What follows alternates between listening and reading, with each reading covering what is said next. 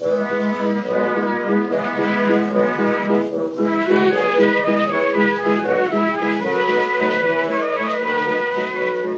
to Lawmen, a podcast about local legends and obscure curiosities from days of yore.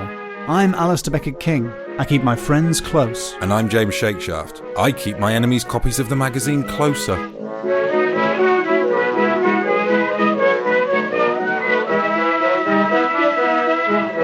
In this tale, we travel to India with the comedian Sindhu Vee. And by India, I mean the very noisy back room of a comedy club. The sound quality is a bit dodgy, but we loved Sindhu's story too much not to include it. Keep listening at the end for a little apology from Sindhu, who, it turns out, got one of the characters' names wrong. She's really embarrassed, but you know what they say, everything happens for the best. Here's the story.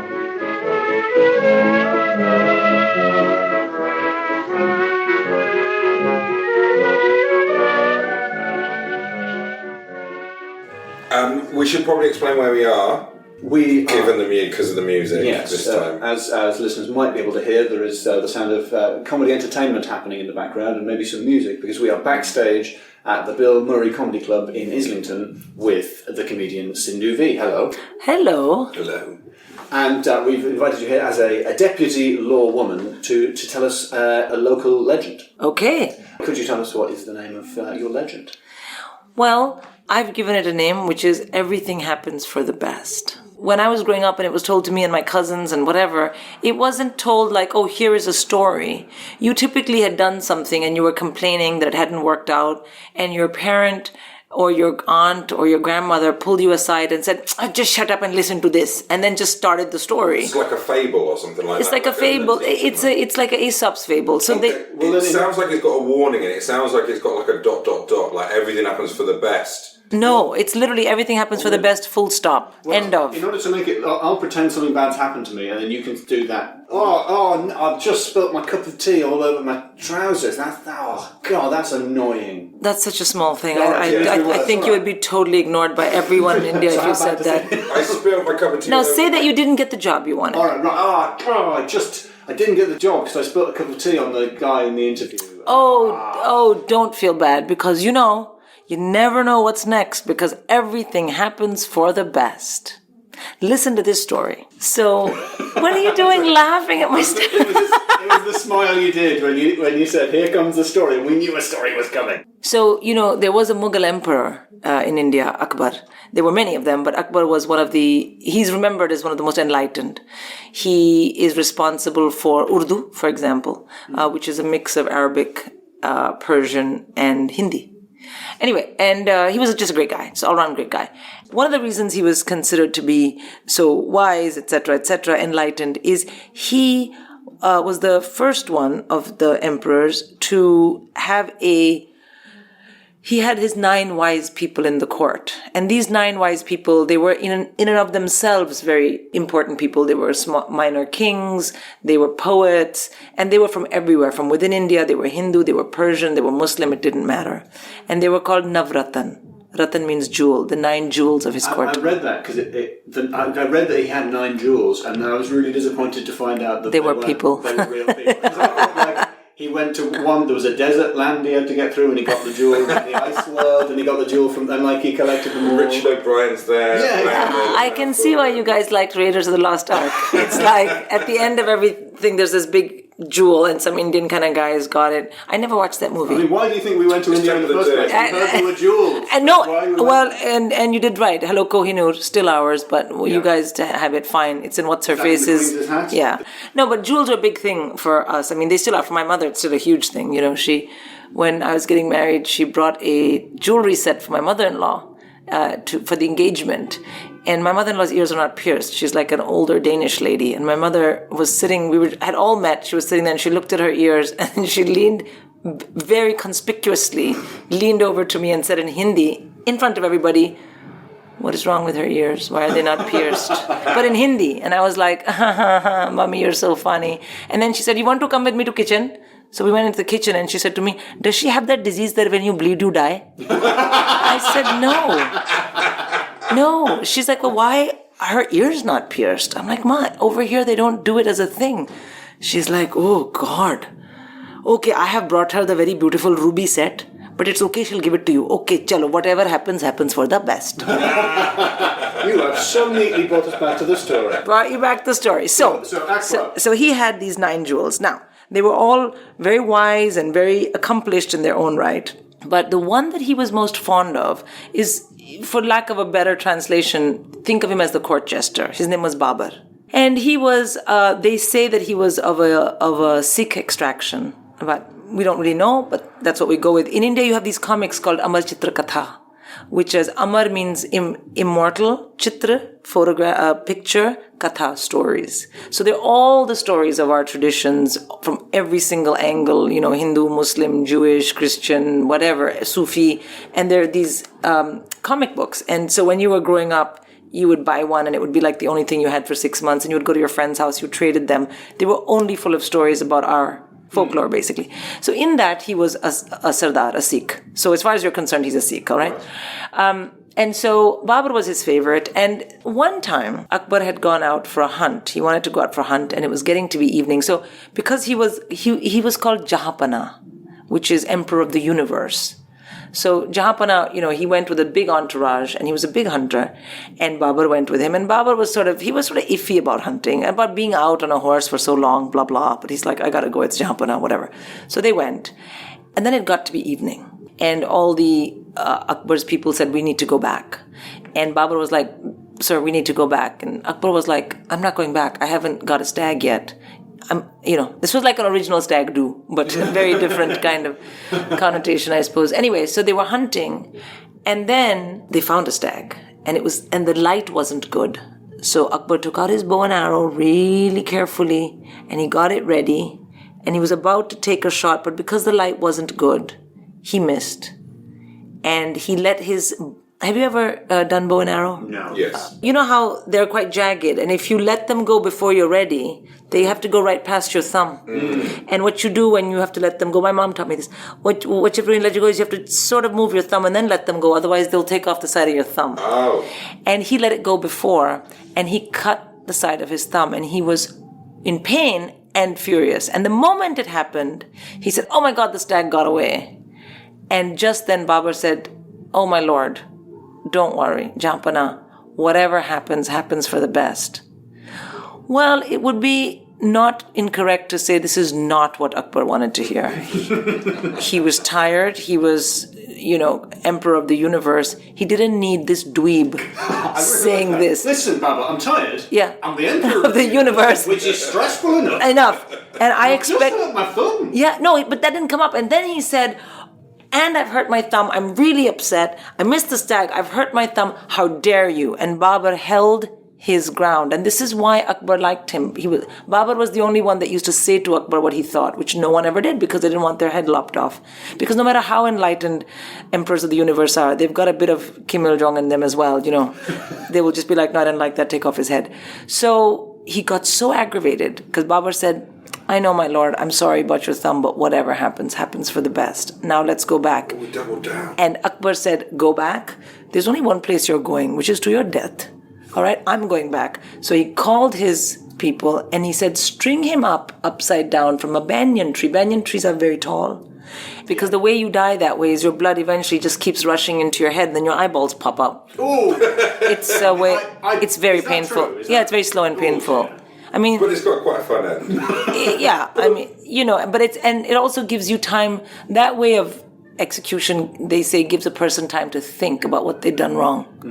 Certainly it does. And the oxygen to the brain they need. Yeah, for example, to really contemplate in a deep state. Anyway, so Babur at this point was like, he wasn't past begging for his life. He was like, oh no, really, please, whatever. Akbar was like, I don't want to hear from you. And all the other guys were like, Babur, shut up, because we're all going to get killed. So they strung him up and they latkawed him. He was dangling. And Akbar said, we're off, let's go. Now, it had become very dark. Now, one of the things that is very pertinent to this story is, in India, or in the subcontinent at the time, there was the mainstream government, as there is. And even in the Mahabharata, which is 5,000 years old, and it's a religious myth, even there, you had mainstream governance, mainstream law and order. Then you had the Bhils. Bhils were tribals. They were always outside the purview of whatever you thought was law or religion. They did their own thing. And they lived in the forest, they didn't come out, they didn't mess, but you didn't mess with them. Even Jahapana couldn't mess with them because they were forest people, you can find them, they knew the ways of the forest. And these were dense forests. They were literally littered with tigers and snakes and stuff. Big time. No one wanted to mess with the Bhils. And the Bhils were interesting. It's so interesting to me that they exist through thousands of years of Indian folklore and history and mythology as a people that just didn't adhere to what was mainstream. They were harmless until you messed with them, which is, I think, the best time to harm someone, is when they're messing with you. Otherwise, don't harm them, So Akbar and his people went back, but it was dark, and Akbar got separated. He got lost, and he got caught by the Bhils. And the Bhils were like, this is great. We've got one of you guys. And he tried to show his ring, his imperial ring. And they were like, they didn't care. And they said, it's time for a sacrifice to the gods. And we need a sacrifice, and we've been waiting. You're the sacrifice. They made a big cauldron, I suppose, filled it with hot oil, and said, you're going in there. But before we give the sacrifice, which I also understand, because when I do my prayers, you have to wash all the fruit. They were like, we need to wash this guy. So they went, and he was screaming and saying, I'm the emperor of the universe, I'm this. They were like, dude, whatever. And they were bathing him and cleaning him. And as they came to clean every part of his body, they saw that his thumb was cut. And they said, oh, we can't give, because you can never give a flower that's been smelt, food that's been tasted, or a fruit that's bruised to the gods. I can't even now. So sometimes you send the kids out to pluck a flower to put in the puja, and I'm like, don't smell it. And they're like, but why, mama? I'm like, dude, just don't do it. We have one flower. It's November. Don't smell it. Similarly, you could not give a human being, if you were doing puja and you needed to sacrifice a human being, you wouldn't give one that had a fresh cut. So they were like, oh, we can't believe, so lame. So they slapped him around a bit and said, get out. So he left. And as he was running through the forest, presumably with some underpants or something, because this is India. No one's ever naked. Literally no one's ever naked. When I was having my first child and my obstetrician was a man, my mother said, I cannot have the child through the underpanties. And I said, but I won't. She said, oh, he will see you naked. I'm like, exactly. This is a very bad thing. That was her big thing, was, are you going to have the kid through your underpants? Because it's a man. She just couldn't conceive. A full suit, a full pantsuit. Yeah, exactly. Anyway, so he ran through the forest. And as he was running, he thought, Babar was right. I cut my thumb and it saved my life. Everything happens for the best. And he thought, oh, my friend Babar, you have never, ever let me down. You've always given me good advice. And now I've strung you up somewhere and you're probably dead. So he actually doesn't go back to his palace. He roams the forest, also hiding from the Bhils, although he's quite sure he'll be fine because he's like, hello, look at my thumb. And he finds Babar, who's semi-conscious. So he's so humble in his friendship to Babar that he climbs the tree, cuts the rope, maybe with his teeth. They don't tell you in the comic. And then Babar falls to the ground and he, slaps him and says, wake up, wake up. He gives him some water. Babar comes out of his semi-coma and he says, Babar, you were right. You're right. And he tells him the story. And it's like, you were right. Everything does happen for the best. Look at my thumb. Will you ever forgive me for what I've done to you? And Babar says, I don't have to forgive you because what happened to me is also shows that everything happens for the best. And Akbar said, I don't even know why you would say that. Are you trying to shame me again? He said, no, Japana, because if you hadn't left me here, we would have been lost together because they always rode together. And they would have found you damaged, but not me. I don't have any cuts, and I would have been sacrificed to the gods. So everything happens for the best. I nearly applauded. That's a good story, right? It's a great story. Now, when you sent the link, I googled this, and I watched an animation in. I apologise for not knowing which Indian language. Probably Hindi. But it was quite racist, like in its depiction, because the emperor character is so white. He looks like a mortgage advisor from Buckinghamshire. It looks like his name is Simon Anderson or something like that. And whereas Babar is a little bit tanned, but the tribes person is like green. They've got the colours are insane. Like they've really drawn a really. When you say that the depictions are racist, is that just because the skin colours are different? What I mean is it seems to me to be followed. It was very cheap animation. Like when there are horses, they don't show the legs. Like they keep riding around in shots of conveniently framed so they don't have to do the leg movement. What I mean is it has the Disney Aladdin thing of if you're the hero, then you look like a white American, and if you're the bad guy, then you look like a person from wherever this is set. I see. But that said, India has its own version of colour-based. Well, yes, but also India has so many races that if you're reading a comic about some things, some of the people are more fair than the other ones, and that's okay. They're just different. Yeah. So, but for example, in India, so it could be, I mean, who knows, but Babur was a Persian, effectively. If Babur was a Sikh, he would have been more tanned. And the tribals are genuinely dark. They're outside all the time. My dad's a South Indian, and they're Dravidians, so they're totally different than the North. So he's super dark, super dark, super dark. So when you read comics in India, from the South, if they tried to neutralize the color, you'd never know what was going on. You'd be like, that person would never live here. Because India, in that way, you have different parts of India living. My mother's a North Indian. She's probably your color, but a little bit more tanned because she lives in India. Just for clarity, you're pointing at James there, not no. me, the ginger one. My mother loves you, you know that. Can I just tell this story? We did a competition together, and Alasdair won, very deservedly. But he was so generous in the interview about it that he said, "Oh, because I had done well as well," and he said, "Oh, she did so well. I thought she should have got it." So I was showing my mother, and my mother never commented on his looks or anything. And then, as he said that, she said, "Oh, he's not only looking, but he's behaving like a real Jesus." I love him. When I meet him, I will kiss him. I'm like, no, don't do that. She loves Alasdair. And so, so I do think, though, that because India has so much racism about color-based whatever ism, it's a terrible thing. But in the way in which people are drawn, it's genuinely it would be weird if you drew my dad to look like my mom, because I'd be like, but his name is, what's going on? That's why I'm very confusing in India, because I'm tall like a North Indian, but my surname is South Indian. People meet me and say, what's going on?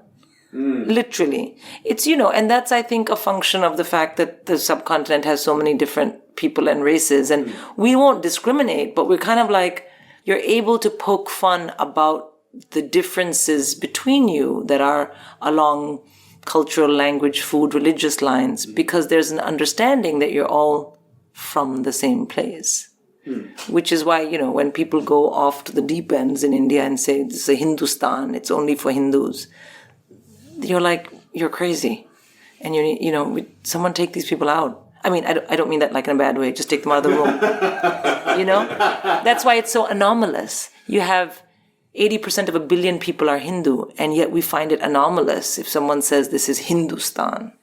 Unless you're one of the people who thinks, like the super white guys who think that America is for white Christians. You know what I mean? That kind of thing. It's like, what are you talking about? Anyways, so that's my story. Now it's scoring time, Sindhu. Do you have some categories for us? I do, and I want you to remember, as I read you out these categories, that in some cases you can give full points, 5 out of 5. Right? We both folded our arms. I know. But you know what? Just so you know. So the first category is points for supernatural. This is a classic category. It's been somewhat foisted upon this story. It's going to be very hard to give full points for a story in which I think nothing supernatural happens. No, nothing supernatural happens. And I can say that I could have argued to you that you should give me points if we knew who the Bhils prayed to. But we didn't know. Well, no one knows. In the version I read, it said the goddess Kali from the Temple of Doom. Yeah, well, I mean, I'm glad. I think you've nearly got a point just from the Indiana Jones reference there, but you're shaking your head. Well, because for two reasons. One is I, by and large, discourage people from getting their chief education about Hinduism from Indiana Jones. Okay. And second of all, this is, and the second is, this is a pet peeve of mine.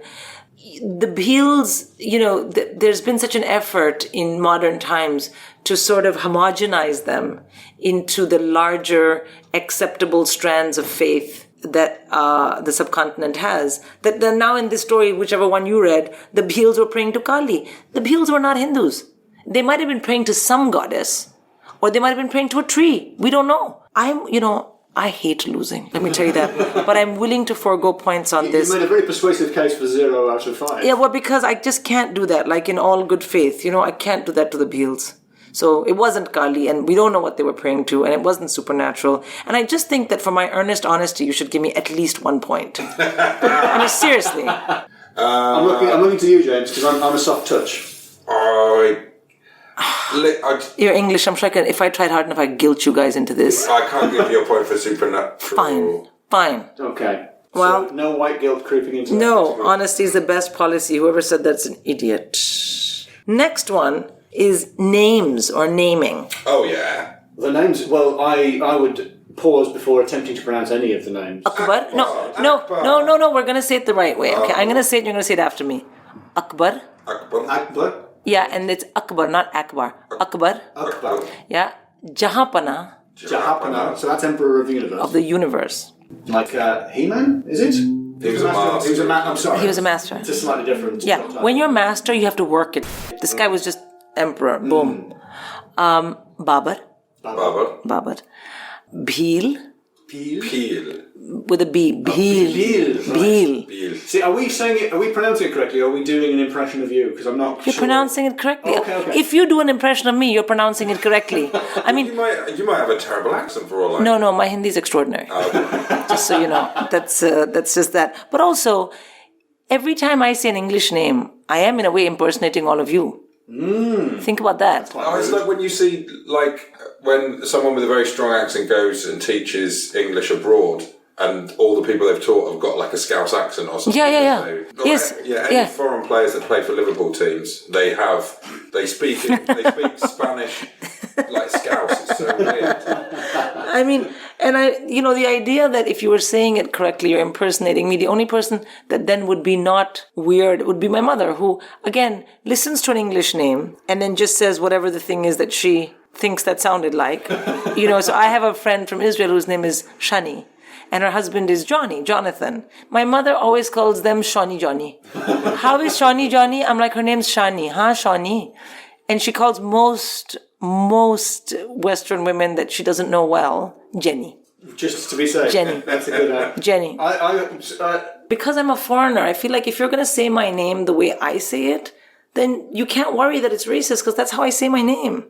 So I think what you're saying there is me and James can't be racist. Not to me about my name. If you were sitting here... I was hoping for... in general. If you will, carte blanche, which is probably inappropriate. I don't think I could say that. Originally. Yeah, but I think when it comes to racism, I think that context is very important.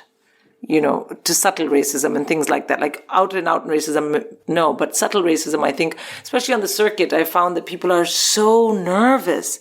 And it's like, dude, what is the context? And also, this fear that you're going to say something subtly racist, it's very, it takes a lot of agency away from the listener. I think it's very important for the health and the development of both more sensitive thinking, as it is coming about now in our time. We're more sensitive to people, that alongside maintaining comedy, that's the thing that's very important, is how much does content play a role versus context. It's a very important thing, because you can't go down the snowflake way. You can't. It's slippery, for one thing. It's very, very slippery. And very white. There's so many snowflakes in India at the moment as well. Naming. After all this racism, let's go back to judging how silly these four are. Yes, let's do it. Babar, Akbar, Jahapana, Bhil. I like it because we've got Akbar, which made me think of Admiral Akbar from Star Wars. We've got Babar, which made me think of Babar the elephant from my childhood. And we've got Beale, which made me think of Ian Beale from EastEnders. So I'm giving it a 5 out of 5. Yes! I endorse that also, because we got a little free pass that we are not racists. Yeah. I really enjoyed that. Literally one word. Well done. Yeah. In this podcast, for the names we've gone through, these two are not racist. Yes. Yes. Well, not racist. Putting that in my book. All right, the next category is called Commit to the Bit. And what do you mean by that in Well, the story? First of all, as a comic, when you get on stage and you say something and they don't laugh, you think, this is funny, I need to get this across, so you stick with that bit. That is what Babar did when Akbar let that arrow go too early and he missed the stag and he said, this is a terrible thing. And Babar said, everything happens for the best. And then Akbar was in pain and said, how dare you say that? Look at my thumb. I'm bleeding. It's a flesh wound. It bleeds a lot. I'm not sure he said that, but he might have, because they do bleed a lot. And I'm in pain. At that point, Babar doubled down. He committed to the bit. He said, so it is, my lord, but still, everything that happens for the best. That is some guts. And he didn't get a laugh even then. No, and dire things happened to him. I mean, he literally nearly died. Not quite on stage, but he literally much worse death.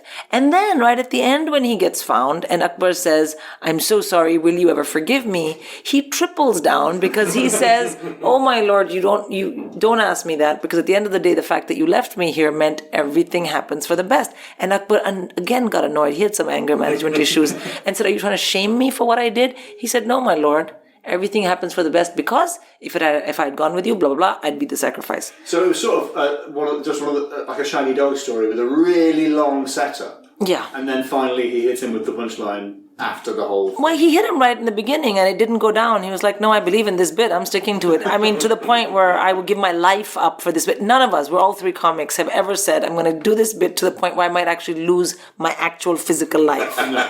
That's called committing to the bit. Definitely. I think it would have been sweeter though if at the end he said everything happens for a reason, and then the original deer came up with like a load of like donuts on its antlers. Everyone had a great time and then freeze frame. And also never confuse everything happens for the best with everything happens for a reason.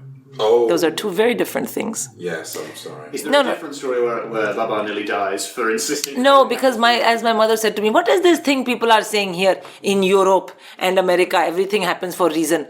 Of course it happens for reason. Nothing happens for non-reason. We are not dead in a vacuum. I'm not sure what that even means, but you get the gist. I think it's a high score for commit to the bit. Yeah, totally. Definitely 5 out of 5. Oh my God. You are on a roll. I am on a roll. The next category is the last category, and it is called pernickety. And who is pernickety in the story? Who do you think? Who do you think lived in the forest and was running around naked with not even what my father would call loincloths, with not even loincloths, and the women, and the women were simply bare-breasted. Simply, they're out there, these mystery people that you're going to guess, out there in the forest with literally, they're just forest people. They themselves are almost naked. They don't come across the, mainstream guys to give for sacrifice, which is a huge deal to them.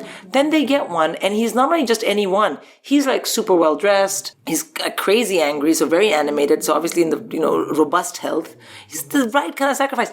He has one little scratch on his thumb, and they're like, oh, can't believe, oh.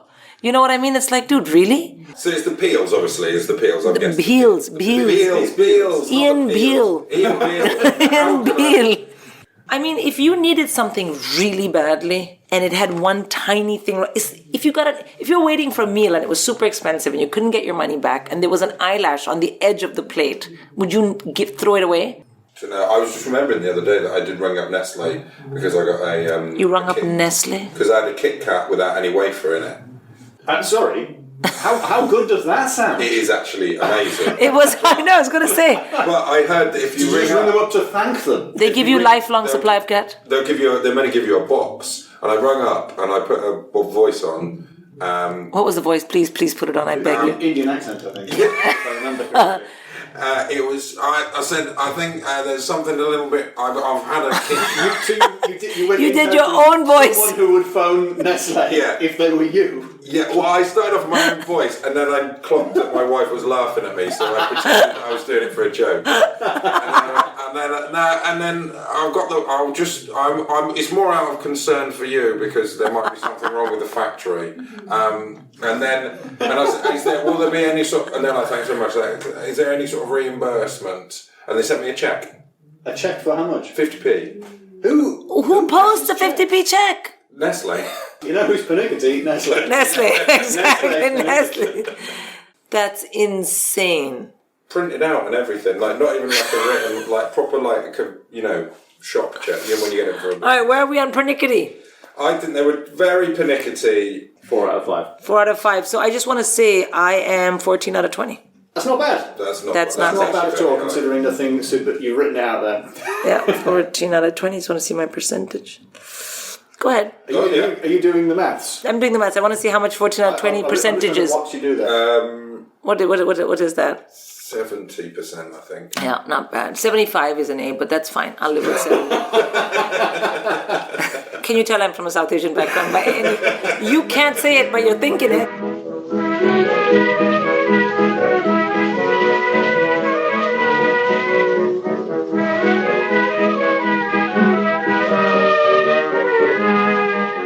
Hey, Alasdair, ABK. Hey, James. Just a quick thing to say. I started listening to the episode, the Loremen episode. So nice until I started speaking. And it was not so nice anymore because I've been calling Birbal Babar when I was talking about it with you. Why would I make that mistake? I mean, it's sacrilege. If my mother ever hears it, she's going to beat me up completely. And that's not easy given that she's 5'4" and I'm 5'10", but she'll do it. Basically, look, man, I think I was tired and I think I was thinking about Akbar's dad because I started explaining who Akbar is. And then I said Babar. And by the way, Babar is not even Akbar's dad. Babar is just the guy who started the Mughal Empire. Just the guy. Forget all that. Listen, it's Birbal. This story is about Akbar and Birbal. And huge apologies to your listeners who have probably been, vomiting into a trash can listening to this rubbish from me. Please, please, please take this as an apology and as a correction. The story is about Birbal and Akbar. Thanks. Bye.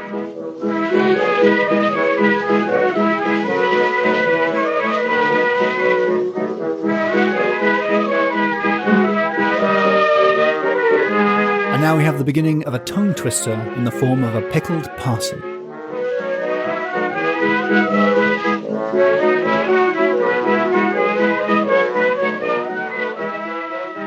I got a story from Durham. Is it about cows?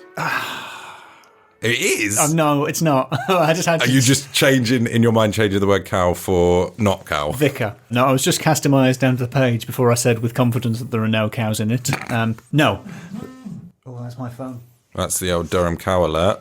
Don't forget to mention us. It's just live updates for whatever's happening with Durham's cows. Anyway, my story for you from County Durham is The Pickled Parson of Sedgefield. Brilliant. Yeah. I love it already. It's the title sold it to me, and it's an extremely short niblet of a story. Okay. Sedgefield, of course, shot to fame because it was the constituency of popular politician Anthony Blair. Known popularly as Tony Blair. Now, whatever happened to Tony Blair? I don't know. Anyway, that's Sedgefield. And this is the story of the Reverend Garnage, which is like carnage but with a G. Yeah, it sounds a bit more like garnish. Yeah, the Reverend. A mad amount of garnish. He was an extremely decorative parson, and he died in December of 1747, a cold winter. And the way things worked, being a sort of a vicar in those days, is that you were paid by the people in the local parish, and they would pay a tithe to you every year. Yep. And that was paid around about the 20th of December. So this is extremely troubling for his wife, because he dies before the tithe is paid. And since he's dead, the tithe will go to the bishopric of Durham. And his family, her... The bishop what of Durham? the bishopric, which is a word we've used in the podcast before. I can't believe I haven't called it up before. No bleeping necessary. Bishopric, it's a word. The bishopric of Durham. That's what she called him. The tithes were paid to the bishopric of Durham. Basically, she's going to be penniless. And vicars in the old days were quite poor anyway. That's why we have poor as a church mouse and that sort of thing. So, horrible news for her. But she comes up with a plan. And using either salt or brandy, she preserves the body of her dead husband, the Reverend, and props him up in the window, for others to see for the week that she has to go in order to meet the tithe. Now, we don't know whether she used bits of string to make him wave at passers-by. We don't know if Rocking Around the Christmas Tree was even playing while this happened. But that's what she did, and it worked. And nobody realised he was dead. She collected the tithe, and then after that she announced the death of her husband.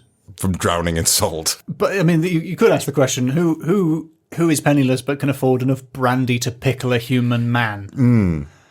Bad news, though. The spirit of the parson, who was a pious man, was not particularly pleased about being used in a Home Alone-style jape. The Weekend at Bernie's-esque scam. Yep, as hilarious as those films are, he didn't see the funny side of it.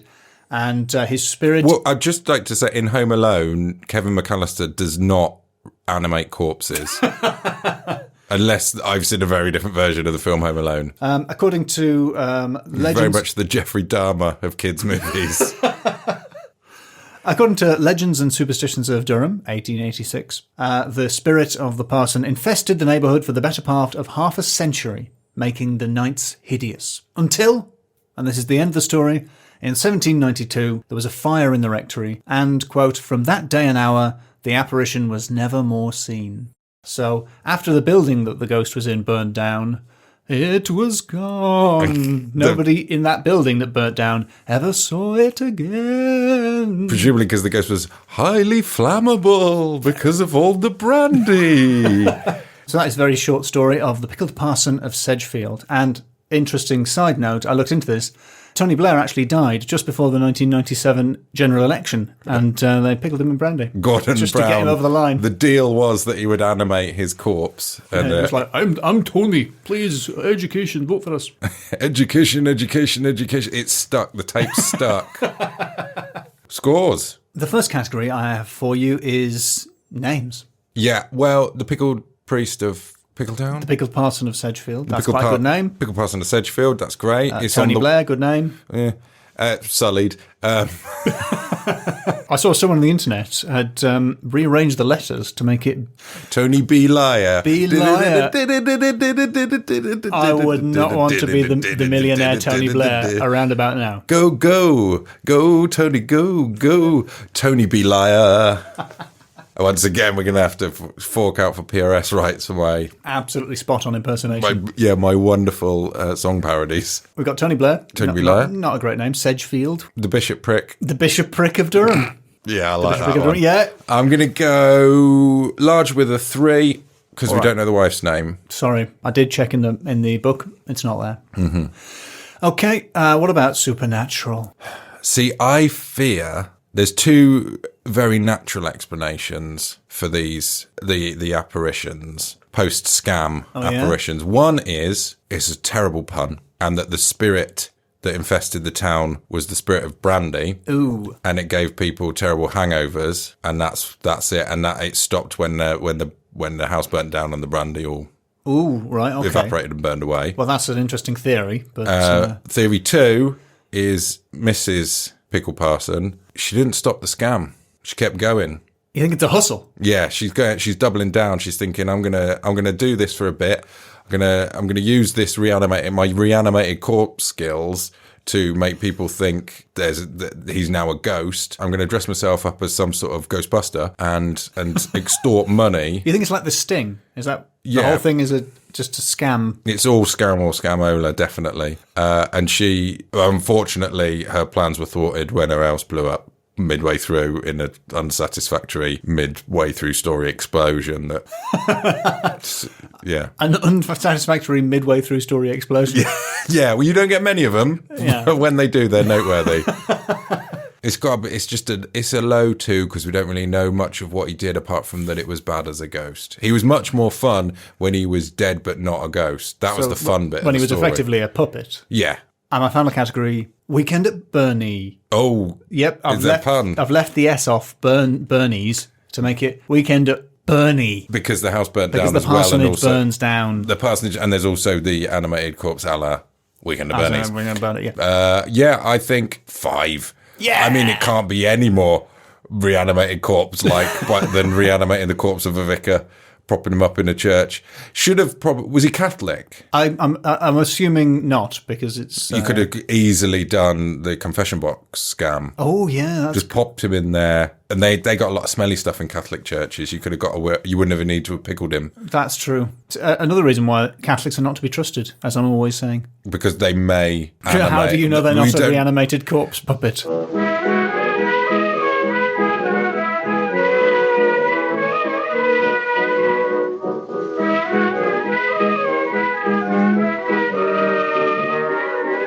You've been listening to Loremen. The Lawmen are James Shakeshaft and Alasdair Beckett-King. Please subscribe, rate, review and recommend to a friend. You can tweet us at LawmenPod or email us at contact@lawmenpodcast.com to suggest stories from your area.